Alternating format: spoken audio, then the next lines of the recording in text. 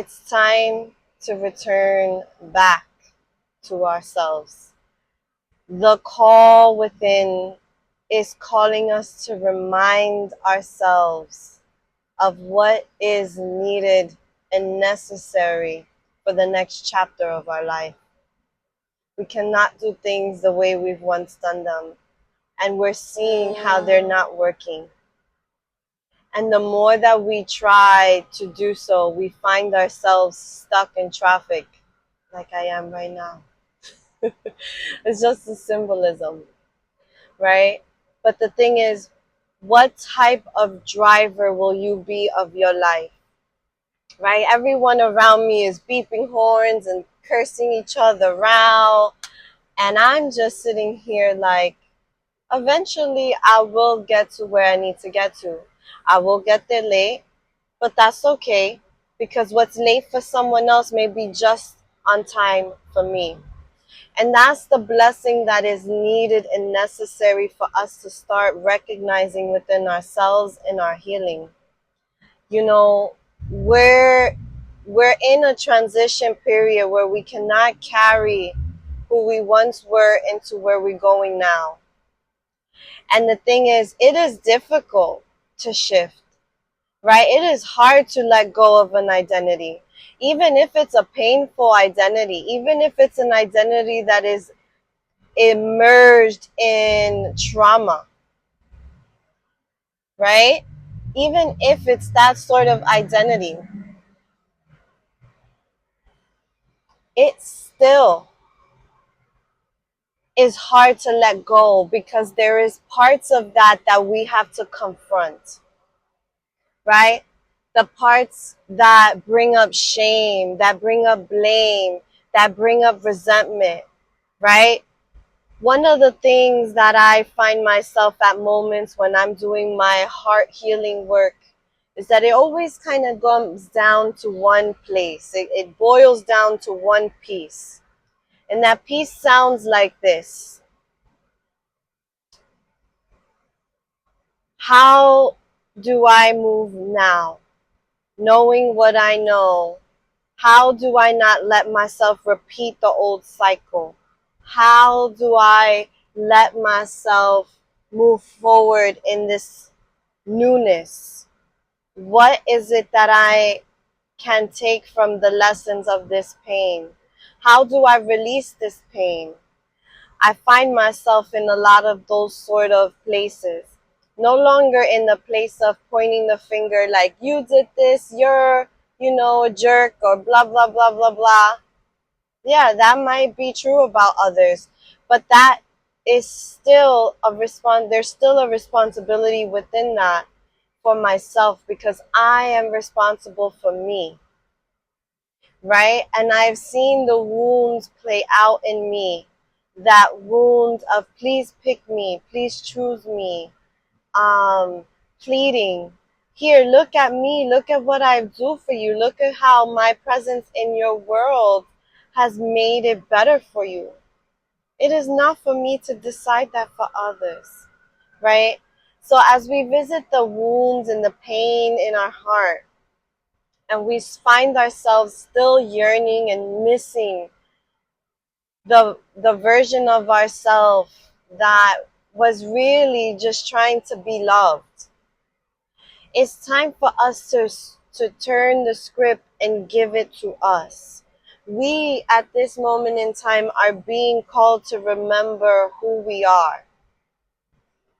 And in order to remember who we are, we need to put ourselves in the right place, which is the right place in our heart, the right place in our action, the right place, right? And it is very individualized, even though we are all a part of the same collective. All of us don't have the same needs, desires, wants, cares, right? But at the end of the day, there is one thing we all do have in common, is that we all want to feel love. We all want to be seen with the eyes of love. We want to feel it, not just hear it. We want to sense it in the way that uh, we're we're witnessed. We want to sense it in the way that someone sees our need without even speaking it, right? There's so much of that, right? That we all desire. And the thing is, are you giving this to you? We are so easily giving our responsibility, our own personal responsibility. We hand it over to others and then we get mad. We get mad when they're like, "No, I'm not going to do that for you." And the thing is, they don't have to. No one does. But if you want it, you take it.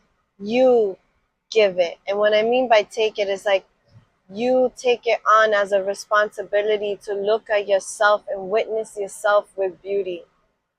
I could sit here and say, oh, I'm so stupid for letting this person take advantage of me for so many years. I'm so stupid for loving this individual, even though they showed me time and time again that they didn't care, right? I could build shame and guilt and resentment towards myself, right?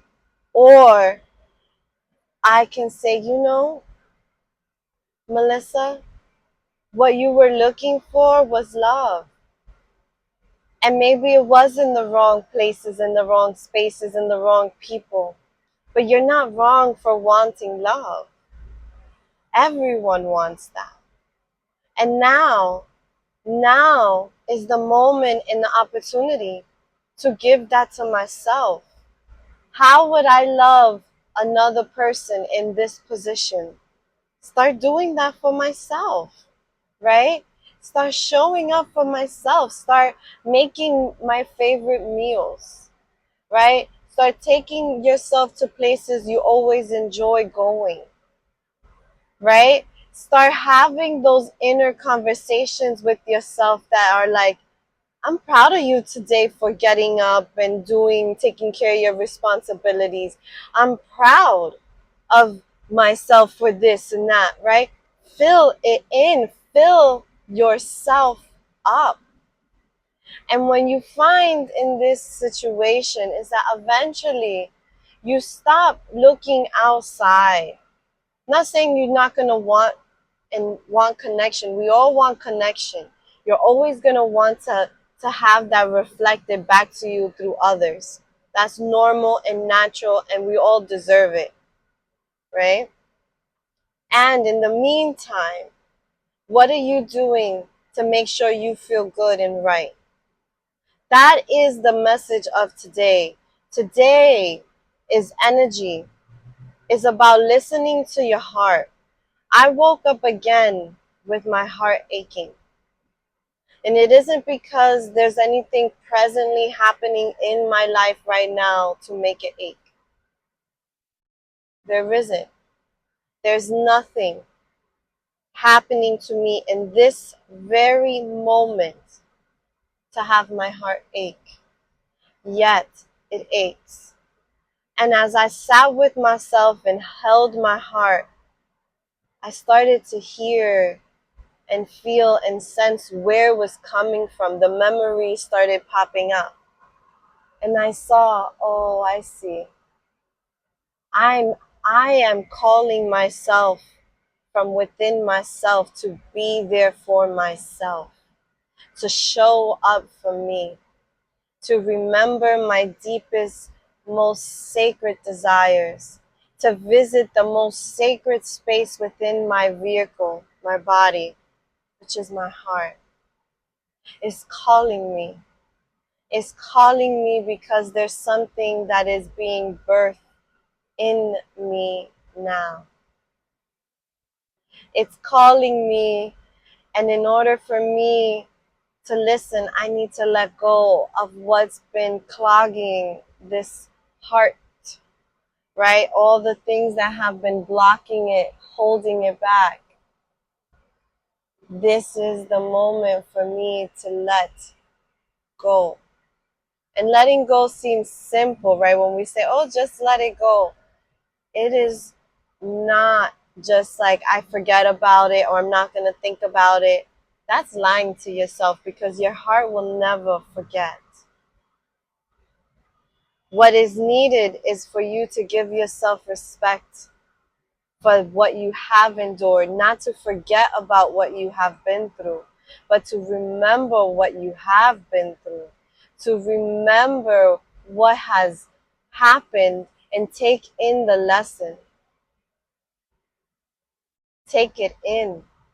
Invite yourself to see, hey, I went through this. I survived it. And maybe I'm a little bruised up here and there, right? But I'm here. And now I can shift and be a beautiful version of myself, right? And a beautiful version doesn't mean perfect version. A beautiful version of myself is one that I now feel I love and protect and respect and cherish who I am, right? My vulnerabilities, my intensities, the moments where I'm silent, the moments where I'm soft, the moments where I'm rough, all of it. All of it. So what will you do now to return to yourself? We can't sit here and ignore ourselves anymore. We are going to be in a lot of pain if we do. In a lot. And this moment has an opportunity for us to shift, to see, to move, to guide our own self into remembrance, right? We have all these healing techniques, breath work, somatic movement, and all that. And it's great. But let me tell you something. This Western world of ours has put like, oh, you need this degree, you need this certificate, you need this thing so that you could practice all these things. And there is some need of that. But I want you to remember that that came from the indigenous people, the people who already practiced this. Our ancestors did not see mental illness the way we see mental illness. They saw it as a disruption in our equilibrium.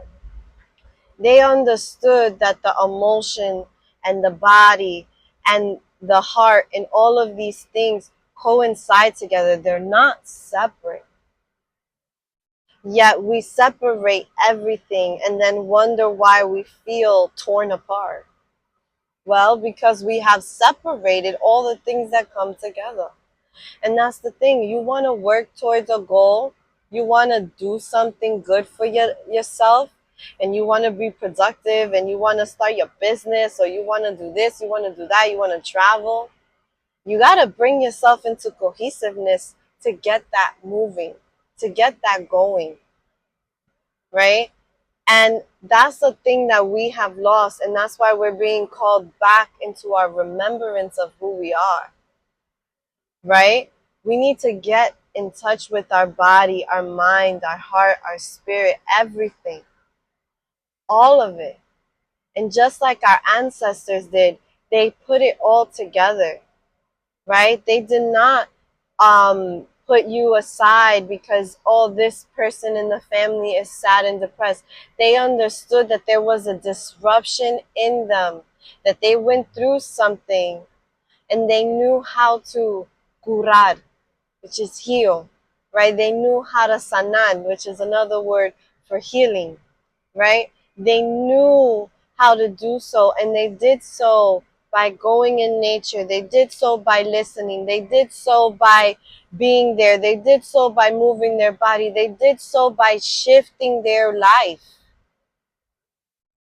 right? They didn't, carry on like nothing happened. No, Something has happened and we need to address this. But we walk around and we do this to ourselves like nothing's happened. Oh no, nothing happened. Yeah, our heart is aching, our body is falling out. No, everything is fine, everything is fine. We're lying. We're lying, and we're lying to ourselves most of all. And so today is about bringing ourselves back. Bringing ourselves back. And I want to pull a card. Like, this traffic is not going anywhere. So let's see what we got here.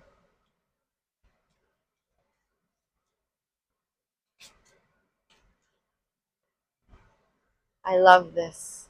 We got the Oracle. Wait for important information. And you see her? I want you to look at that. So, do you see what's happening right now? What's an oracle? An oracle is the individual who doesn't just look outside, all this and look for that evidence. They go inward. And inward requires a different sort of listening. It requires patience. It requires persistence as well. It's patiently waiting in the timing of things. And that's what this is all talking about. And you see, she has a lot of smoke there, like she's burning something. And a lot of the times I'm burning something, but right now I'm in the car driving, so I can't really burn anything. Or maybe she has something hot that is giving off smoke, like a hot drink. Who knows? We don't really know. It's up to how we interpret life, how we see it. What do you see? Right? Something that I see here is she's wearing a red scarf over her head. And to me, the color red is the color of protection. And she has it over her head, protecting her thoughts, her mindset, right? Protecting this space so that she can hear from within. So there's something around, in order for you to hear what's happening in your heart, you have to kind of close away from the noise, right? Release the noise, right? Release the distractions. Become fully present with what is, right? Like, that is the call today. Today is that, and we're like one of the last few days of this Mercury in retrograde. Then we start heading towards the full moon in Aquarius, and then Saturn goes in retrograde for about 6 months, I think. I might be wrong. And then there's other things that are also happening. That's just from the Western understanding, right? And soon I'll be sharing other things. But this right now is about us giving the allowance to see that at this time we're being offered the opportunity to wait for what is valuable, wait for the important information. It is valuable to do this for yourself, right? We live in this very fast-paced world, right? And right now I'm in like this really tough traffic. And yeah, I have to be somewhere. I was supposed to be there already. But am I going to sit here and start huffing and puffing? No. Everything will get handled. Everything will be fine. And if the people that are waiting for me are upset, that will be fine too. Right? Because there's just certain things that we don't have control over. But the things we do, what will you do with it? I have control over my temperament, my mind, my thoughts, my feelings, my emotions. For the most part, that is what I have authority over, right? Not the car next to me, not whatever is happening up there. It's here. And that's what's being called in today, is to listen to what is here, right? And a part of that is a slow down so that you can actually hear and listen, right?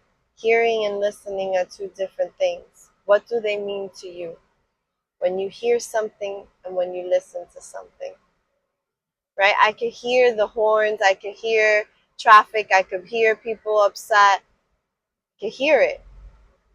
But do I need to listen? No. Listening is taking a look at it. I'm actually looking at what it is, right? And I might not be physically looking, but I'm paying attention. There's a eye, the third eye is paying attention, right?